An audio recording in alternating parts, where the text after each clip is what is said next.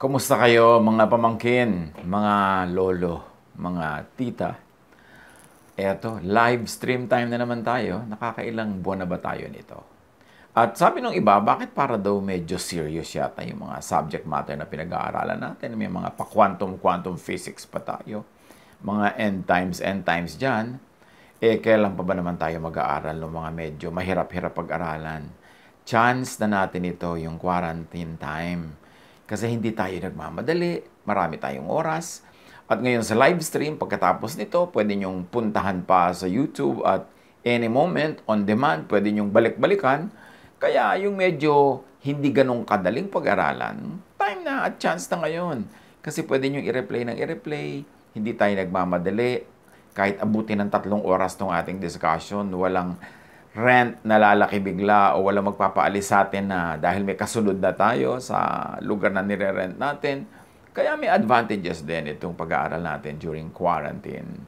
Kaya magbanat-banat ng buto, stretch your tent curtains wide, mag-isip-isip, at huwag maghanap lang ng lalong madali.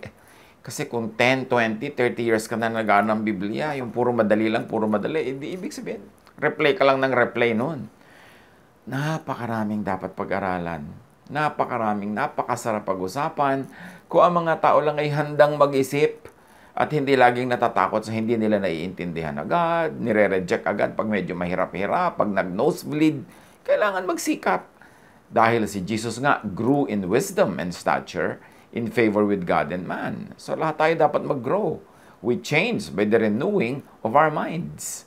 And the mind is renewed only when old thoughts are replaced by new thoughts or new versions and new presentations of those same old thoughts. Kaya huwag matakot na mag-isip. Dapat mag-isip. Kasi napakalalim, napakalawak, napakataas ng karunungan ng Diyos. At hindi tayo dapat paikot-ikot lamang, palibot-libot lang sa isang konting comfort zone. Dapat handa mag-aral. At pag may pinag-aaralan tayo, hindi nyo maintindihan agad, don't reject it. Put it somewhere in the freezer of your brain. When you're ready, thaw it, bring it out, and look at it again. Kasi kung minsan, hindi lang tayo ready, pero bukas ready na pala tayo. At pag may tinignan tayo isang bagay ngayon, parang hindi natin naintindihan agad, pero pag ni-review, pinagbulay-bulayan, lumilinaw, ganun dapat ang attitude.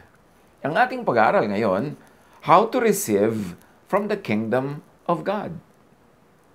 At siyempre, babalik-balikan natin yung mga familiar verses.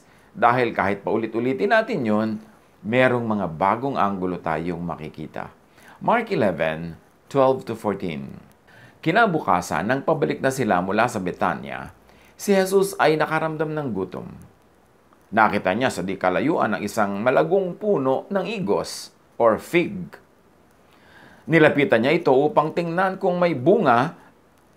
Pero dahil hindi pa panahon ng igos noon, wala siyang nakita kundi mga dahon lamang. Kaya't sinabi niya sa puno ng igos, wala nang makakakain pa ng iyong bunga. At sinabi niyang yon ay narinig ng kanyang mga alagad. Mark 11:19-20. Pagsapit ng gabi, si Jesus at ang kanyang mga alagad ay muling lumabas ng lungsod. Kinaumagahan, pagdaan nila'y nakita nilang natuyo ang puno ng igos hanggang sa mga ugat nito. So there was fulfillment of what Jesus said.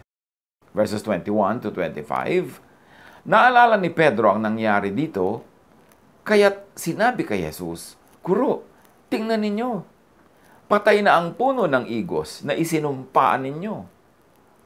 So ang paksa natin ngayon ay paano nangyari sa reality ang binigkas na salita.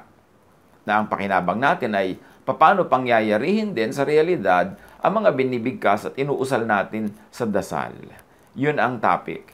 Hindi natin gagawing topic na bakit naman yung puno ng igos ay naluoy? Hindi naman talaga panahon, hindi naman season. Bakit kailangan siyang maluoy? That's another topic and it has something to do with the temple. But we will discuss that another time. So, papaano magiging material reality ang dasal, ang usal, ang hiling? How to receive from the kingdom of God. Mark 11:22. Sumagot si Jesus, Manalig kayo sa Diyos Have faith in God. So faith ang central thing here. Not thought, not knowledge, but faith. Kasi kung knowledge ang paaandarin natin, itatanggihan natin yung kwento kasi parang walang logic na hindi naman talaga panahon ng prutas ba't hahanapan ng prutas? No, hindi knowledge ang papaandarin natin ngayon, faith. Thought, knowledge could be opposed to faith. Sabi ng 2 Corinthians 5:7, for we live by faith, not by sight, or not by knowledge, not by reason. Sapagkat namumuhay kami batay sa pananampalataya at hindi sa mga bagay na nakikita o nalalaman. Faith should not be limited by knowledge. Why not? 1 Corinthians 13:9, for our knowledge is imperfect, and our prophecy is imperfect. Hindi pa ganap ang ating kaalaman, at hindi rin ganap ang kakayahan natin magsalita ng mensahe mula sa Diyos. Kaya yung knowledge, hindi yan thoroughly reliable. Faith should not be limited by shallow knowledge of and on natural law. Ngayon, nagkaroon na tayo ng mga teachings on natural law. May magtatanong, nag-o-oppose ba yung sinasabi nyo ngayon at yung noon? Dahil sabi nyo, dapat irespeto ang natural law. Yes, irespect ang natural law. Pero hindi dapat ilimit ang sarili din sa natural law. Dahil meron din naman talaga miracle. At may mga bagay na lampas sa natural law at yan ay another topic. Ang mahalaga, kung may dalawang points. Point A, sinasabi, respect natural law. Point B, merong miracle that ang faith should transcend and be above knowledge. Well, take points A and B as both correct. And all the points in between them, para sa iyong buhay, makapag-operate ka sa A, sa B, or between A and B, kung alin ang hinihingi ng pagkakataon at kung ano ang makabubuti sa iyo. The truth is not always just one point. Sometimes there are 2 points, 3 points, or more points, and all the sub-points in between. Kaya dapat nakikiramdam din. Hindi one-track mind. Hindi one-dimension or unidimensional mind. Dapat hindi rin two-dimensional. Dapat 3. Merong length, merong width, merong height. At may mga iba pang dimensions, i-claim ng iba. But that's not our topic now. Luke 5:5, sumagot si Simon, Guro, magdamag po kaming nagpagod, ngunit wala kaming nahuli. Kasi sabi ni Jesus, umaga na yon, tapos na ang fishing time, bumalik kayo sa dagat at ihagis nyo dun yung lambat nyo para kayo may mahuli. Common sense sa mga mangingisda, hindi na pwede mangyari yun kasi maliwanag na yung araw, hindi na pupunta sa ibabaw ng tubig yung mga isda, nandun na sila sa malalim. Ngunit dahil sa sinabi ninyo, patuloy ni Pedro, ihuhulog ko ang mga lambat. In other words, sabi ni Pedro, kung makikinig kami sa common sense namin na fisherman, and you are not a fisherman, you are a carpenter, hindi namin gagawin yan. Pero hindi kami makikinig sa knowledge kasi meron kaming faith. Babalik kami sa laot, huhulog namin ng lambat. And sure enough, nakahuli nga sila ng maraming isda. John 11:39, alisin ninyo ang bato, utos ni Jesus, yung batong nakatakip sa libingan ni Lazarus. Ngunit si Martha, na kapatid ng namatay, ay sumagot, Panginoon, nangangamoy na po siya ngayon. 4 na araw na siyang patay. Para namang hindi alam ni Jesus na ang nangangamoy dapat ang bangkay. Here again, knowledge says, hindi dapat buksan yung libingan. But faith says, yes, buksan. Kasi sabi ni Jesus, at nanaigang faith, lumabas ng buhay si Lazarus. So, sa buhay natin, be empowered by belief, by faith in the deeper, higher, wider force of natural law. Be empowered by spiritual law. Sa buhay natin ngayon, sa sitwasyon natin ngayon, hindi lang lahat ay limited ng science, hindi lang lahat ay limited ng nature, merong X factor yan. The God factor, the miracle factor, the faith factor. At dapat alam natin kung kailan mag-ooperate on natural law at kung kailan on supernatural or spiritual law. Or kung kailan pwedeng sabay. Matthew 14:28. Lord, if it's you, Peter replied, tell me to come to you on the water. Kasi si Jesus nasa tubig, nakatayo sa tubig. Sila Pedro nasa bangka, madilim. Sabi ni Pedro, kung kayo't pa talaga po yung nandyan sa tubig na yan, tawagin niyo ako, lalabas ako sa bangka, tutungtong ako sa tubig, at lalapit ako sa inyo. At alam natin na naig yung faith ni Peter. Kesa sa law of nature, di siya lumubog. For a while. Nature and spirit are one. The visible and the invisible are one. Therefore, the impossible becomes possible. Merong ganon sa buhay natin. Matthew 14:29. Come, he said. Then Peter got down out of the boat, walked on the water, and came to Jesus. Faith over matter. James 5:17. Si Elias ay isang tao na tulad din natin. Nang mataimtim siyang nanalangin na huwag umulan, hindi nga umulan sa loob ng 3 taon at 6 na buwan. Again, faith over natural law. Mark 11:22. Have faith in God, meaning not in people, not in nature only, not in knowledge only, not in limits. Knowledge can limit. Faith becomes a liberator from all the limitations. Dapat agree ang faith and knowledge. Dapat one. Pero dapat submit sa faith ang knowledge para magkaroon ng oneness. Kung magiging sagabal ang knowledge sa pananalig, dapat itong ipasailalim sa mas mataas na law, the spiritual law.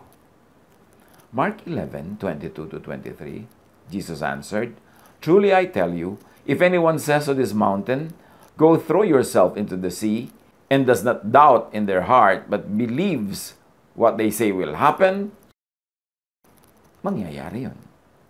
Sumagot si Jesus, tandaan ninyo ito, kung kayo'y mananampalataya sa Diyos at hindi kayo nag-aalinlangan, maaari niyong sabihin sa bundok na ito, umalis ka dyan at tumalon ka sa dagat, at ito nga ay mangyayari.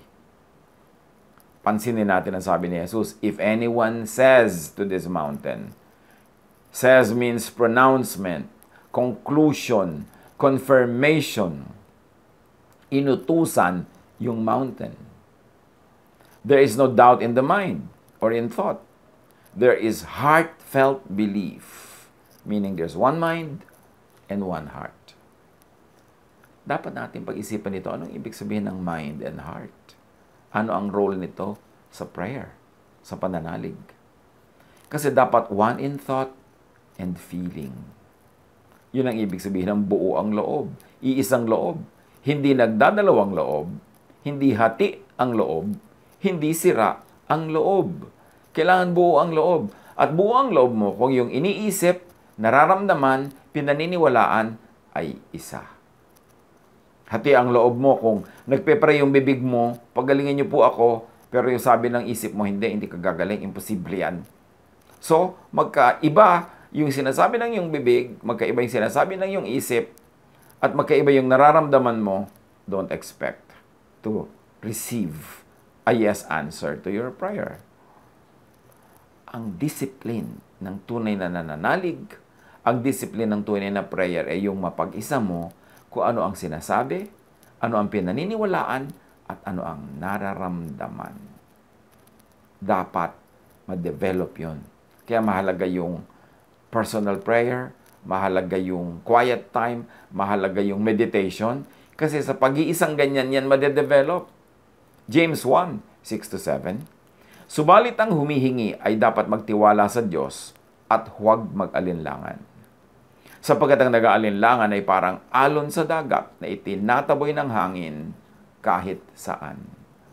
Huwag umasang tatanggap ng anuman mula sa Panginoon ang taong ganyan. You pray ka ng pray pero hindi ka naman naniniwala sa prayer mo. Kaya mahalaga mag-pray ka ng mataimtim, mag-isa, tahimik, at i-develop mo sa kalooban ng iyong puso na paniwalaan yung gusto mo, na paniwalaan yung salita mo, yung prayer mo, at ito'y dumating sa punto na nararamdaman mo para tumalab. Mark 11:23 to 25. It will be done by the kingdom of God for them. Therefore, I tell you, whatever you ask for in prayer, believe that you have received it. Pansinin, it is past. It is done. Sabi ganon, kung ano man ang hinihingi mo, paniwalaan mong natanggap mo na, and it will be yours. So feel it, live it, act it, be one with your prayer. Tandaan ninyo ito. Kung kayo'y nananampalataya sa Diyos at hindi kayo nag-aalinlangan, maaari niyong sabihin sa bundok na ito, umalis ka riyan at tumalon ka sa dagat. At ito nga ay mangyayari. Kaya't sinasabi ko sa inyo, anuman ang hingin ninyo sa inyong panalangin, maniwala kayong natanggap na ninyo yon at matatanggap nga ninyo yon. So nakita nyo, past tense? Ano man ang hinihingi sa panalangin, paniwalaan mo habang nananalangin ka na tapos na, natanggap mo na ang hinihingi mo. At pag napaniwalaan mo yon at naramdaman mo, hindi mo lang naisip, hindi mo lang binola yung sarili mo na naniniwala ka, naramdaman mo talaga na nangyari na yon, nararamdaman mo na yung effect sa'yo in a spiritual way, parang nandun ka na talaga kahit wala pa, dun pa lang mangyayari, dun mo pa lang matatanggap. When you believe, you see, you feel. And when you see and feel, when your belief is to the point of seeing and believing it in your spirit, then it will happen. Pero hindi yun mangyayari kung hindi mo naman nararamdaman, hindi mo naman kiniklaim, hindi ka naniniwala, magpapaulit-ulit ka lang, magagasgas lang ang prayer mo, wala pa rin mangyayari. So the real challenge in prayer is this. Believing that you have already received it and thinking, acting, behaving, living like you already got it is what will realize the prayer. May prayer ka, pero naniwala ka na habang nagpe-pray ka pa lang na tinanggap mo na, tapos ang pag-iisip mo, ang kilos mo, ang iyong asal, ang iyong pamumuhay and lifestyle ay parang tinanggap mo na. Dahil nga naniniwala kang tinanggap mo na, dun pa lang matutupad yung hinihiling. The believing starts while praying. So the challenge is to believe in God, in God's power and goodwill, that what is being prayed for will be received, in fact, has already been received. The challenge is to act, behave, live like what is prayed for had already been received. That faith is what will realize the prayer. At pag sinuri natin yan, makikita natin why so many prayers are parang unanswered. Why will heaven answer your prayer when you yourself do not believe in it? Pero, naniniwala ka sa prayer mo? Naniniwala ka sa Diyos? Tapos nararamdaman mo na, ipinapamuhay mo na, yung damdamin na yon at yung pamumuhay na yon na parang natanggap mo na, yun ang parang magnet na tatawag sa sagot sa yung prayer. Pero pag wala yon, pag absent yung feeling, absent yung belief, walang tatawag doon sa sagot, hindi ka masasagot ng yes. For example, to receive money, live like you already got it. Anong ibig sabihin nun? Be at peace. Kasi nandiyan na yung pera mo eh. Be generous. Pwede ka na ngayong maging mapagparaya, mapagbigay. Kasi sabi, give, and it will be given to you. So, kung talagang nagpe-pray ka, nabigyan ka ni Lord ng resources, bigyan ka ng pera, bigyan ka ng mga kakayanan, at nananali ka sa prayer mo, at nararamdaman mo na yun, na nangyari na, kahit hindi pa, nauna yung pakiramdam mo, yung paniniwala mo, pagpapasalamat mo, anong effect sa behavior mo? Mabait ka sa kapwa. Palabigay ka kung ano man ang kaya mong ibigay. Kasi yun ang behavior ng mayaman na, yung meron na, yung hindi na nag-aalala at natatakot. Pero kung pray ka ng pray, nabigyan ka ng pera, tapos yung little money mo, little resources, little food, ayaw mong i-share sa iba kasi baka walang dumating na blessing na kapalit, edi hindi ka naniniwala sa prayer mo, paano nga darating yung sagot? Halimbawa pa, to receive healing, behave like you already are well. Then you will receive the healing. To receive forgiveness, live like a forgiven person already. Yung humihingi ka ng tawad sa Diyos, forgiving ka na sa iba. Kasi yung nakatanggap na ng pagpapatawad, nagiging forgiving. Pero hingi ka na hingi ng pagpapatawad, tapos ikaw hindi ka nagpapatawad, ibig sabihin hindi ka naniniwala na natanggap mo na yung kapatawaran, na pinagkuriputan ka ng langit, kaya kuripot ka rin sa kapwa. So, your prayer will not be answered. That is why Jesus prescribes private, personal prayer. Why? Because the believing, the shaping of thought that shapes behavior is a spiritual effort best done alone. Paano mo mapaparamdam sa sarili mo na dumating na yung hinihiling mo? Paano ka maniniwala sa sarili mong prayer kung hindi ka may sapat na pag-iisa, sapat na katahimikan, sapat na privacy para disiplinahin ng iyong sarili na paniwalaan ang prayer mo, na maramdaman ang effect ng prayer mo to the point that that effect and that feeling will now realize what you are praying for. Paano mo yun magagawa kung ang daming tao, ang daming mong kausap, ang daming nyo magpe-pray, kailangan madinig mo yung prayer niya, kailangan mag-amen ka, kailangan yung prayer mo maintindihan niya, so iisipin mo how to pronounce it well, how to say it well, yung volume ng boses mo, paano ka makakafocus sa believing? Busy ka sa performance, busy ka rin sa pagiging audience. May benefit definitely ang group prayer. Pero kung talagang gusto mo na maging napakamakapangyarihan ng iyong prayer life, habang nakikipag-pray ka rin with others, meron ka rin life with groups, dapat napakalaki ng iyong personal prayer. Malaki ang oras mo for personal meditation. Kasi doon walang hadlang. Wala kang papakisamahan, papakiramdaman. You can take your time and you can use your own method how to believe in your own prayers. Paano ka magfo-focus na nag-iisip na tinatawag ng isip mo mula sa kalawakan yung sagot na kailangan mo. Needless to say, itong ganitong pagdarasal na pinag-uusapan natin na matahimik, makapangyarihan to the point that you are able to feel having received already, this kind of praying and believing needs instruction, training, practice, initiation. Kaya mga disciples ni Jesus, sabi nila, teach us how to pray. Hindi ibig sabihin na kung may natutunan tayong prayer sa ating religion, may natutunan tayong nakikita mga prayer ng iba, hindi ibig sabihin na yun nga ang prayer na itinuro ni Jesus.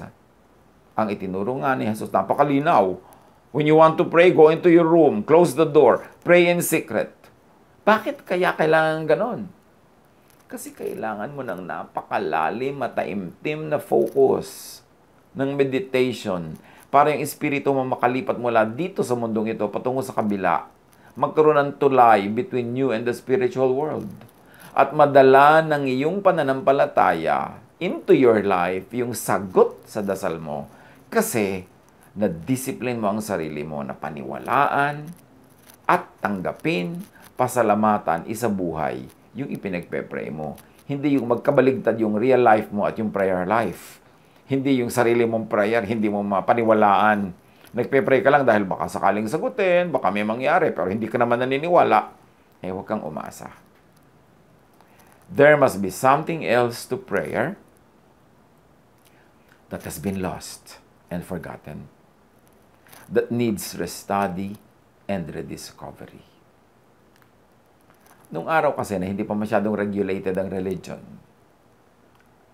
katulad ni Jesus, nagpe-pray siya sa mga tahimik na lugar, nagpe-pray siya ng gabi na, hanggang abutin ng hating gabi, nagpe-pray siya ng madaling araw, nagpe-pray siya mag-isa, ang tagal-tagal. Hindi naman sinabi sa Bible kung paano siya magdasal, except for John chapter 17. Hindi natin alam kung paano magdasal si Jesus. Hindi natin alam kung nagsasalita ba siya ng words o thought lang. Hindi natin alam kung hiling siya ng hiling o diretso niyang inuutusan, sinasabihan yung mga bagay-bagay para sumunod sa kanya. Hindi natin alam yun. Kaya kailangan natin ng maraming personal time to pray. Makapa natin yung landas patungo sa powerful prayer. Makapag-improvise tayo without the regulation of others. Develop your personal prayer life. How did Jesus pray? Bakit mag-isa? Bakit sa mga bundok, sa lonely places? Bakit sa gabi o madaling araw? Why in secret?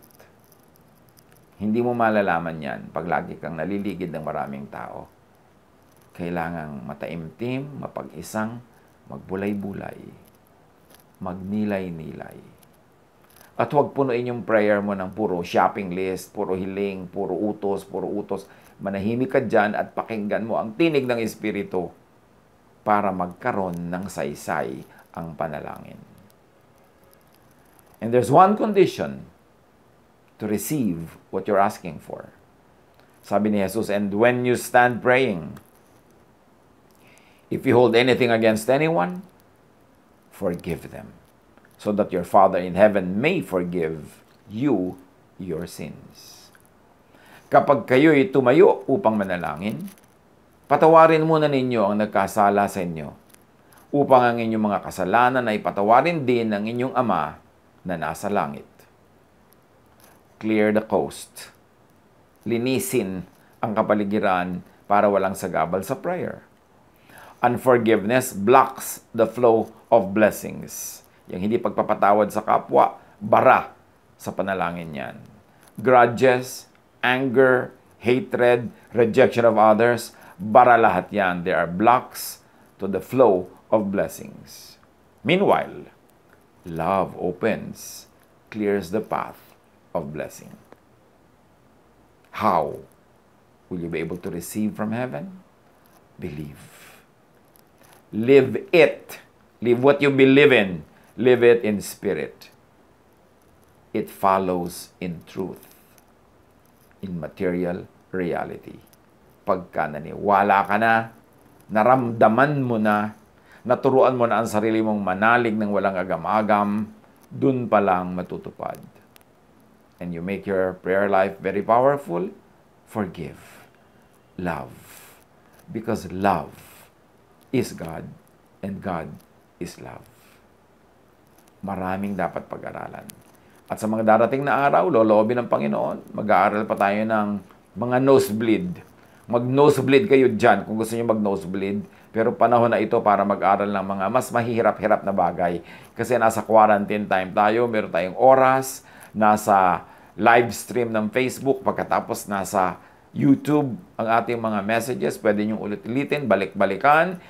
Tatagan nyo ang inyong loob, handanin nyo ang inyong mga isip dahil hihilahin, itutulak at kakaladkarin ko kayong lahat mga pamangkin para mag-aral tayo ng mga mas mahihirap na bagay para lumaki, lumawak ang ating utak, ang ating pananalig at ang kapangyarihan ng Espiritu sa ating buhay. God bless us all.